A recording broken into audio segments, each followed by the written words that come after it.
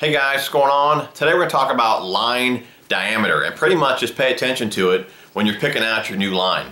You know, years ago the first fluorocarbon I ever used was Bass Pro Shops XPS fluorocarbon. It was a great line, used it for many years, but I got a hold of a bad batch and I wanted to switch brands. You know, I tried a few others before I ended up sticking with Seaguar, but I wanted a comparable line diameter for the pound test that I used the most. And it was 14-pound XPS fluorocarbon that I used the most.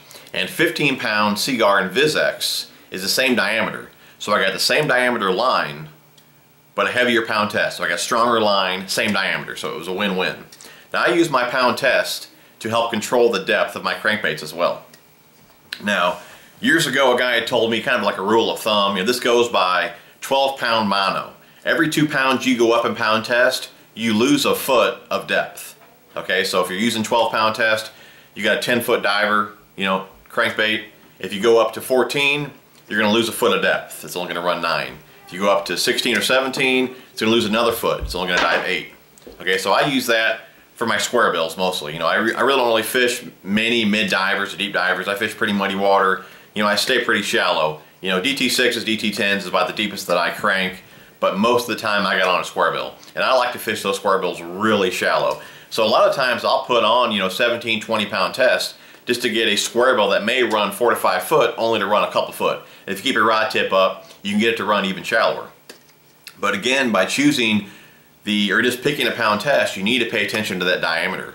And you know, last year I tried Seaguar Senchi for the first time, only an 8-pound test. I was using it for finesse, you know, drop shots and shaky heads, things like that. But it was very strong. And you guys have heard me talk all the time about Suffolk Siege, which is still a great line. But I was pretty impressed with how strong that 8-pound test was, so I wanted to crank with Seaguar Senchi this year. You can see here I got 4 bulk spools. Seaguar Senchi got 4,000 yards of it. You know, that's how impressed I was with that 8-pound test. But if you compare 20-pound Senchi, okay, it's the same diameter as 15-pound Seaguar InvisX. It's very small for 20-pound mono. Now it is, let's see here, 0.013 of an inch. 17-pound Suffolk Siege is 0.016 of an inch. Okay, so 17-pound test is a lot bigger diameter compared to 20-pound Seaguar Senchi. You guys see what I'm saying there? So, you know, if you want your square bills or your baits to run extra shallow, just because you grab 20-pound test, that doesn't mean they're going to run any shallower compared to, you know, a 14 or 17 in a different brand. So basically what I'm saying here, guys, is check the diameter. Don't just grab a pound test and think it's going to do what you want it to do. Pay attention to the diameter so you can get the most, you know, out of your line, out of each cast, or, you know, whatever it is you're trying to do. So if I'm trying to get my square bills to run extra shallow, you know, I'm not going to use this 20-pound test because the diameter of 17-pound is bigger.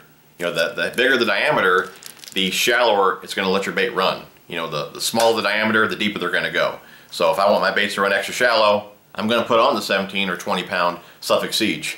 But I do like the 15-pound, or this 20-pound here, having the same diameter as a 15-pound InvisX. So now I can make, you know, really long casts and have a strong line and have less breakoffs with my square bill. So, you know, it's still a good deal for me. I'm still going to use this most of the time, but if I want to go extra shallow, I'm probably going to use that 17-pound Suffolk Siege because the diameter is bigger.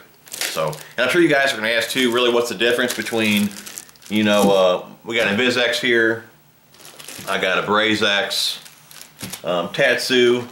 InvisX, it has more stretch. It's better for your moving baits. You know, Tatsu and BrazeX has less stretch. It's better for your bottom bouncing baits, your Texas rigs, your jigs, things like that. Now you can see here I got 8 bulk spools behind me. That's kind of what I'm going with this year to kind of save on waste.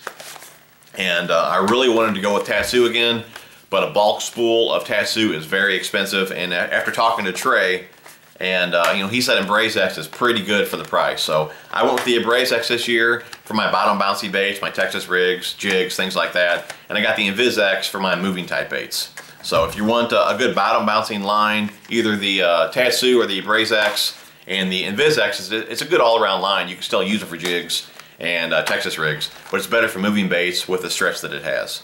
So if you guys want some tips on backing. You know, I use backing for all my line. I got a couple good videos on that. I'll put those in the description below as well. Hope you guys enjoyed this video. If you did, give me a thumbs up. Appreciate you guys watching, and we'll talk to you soon.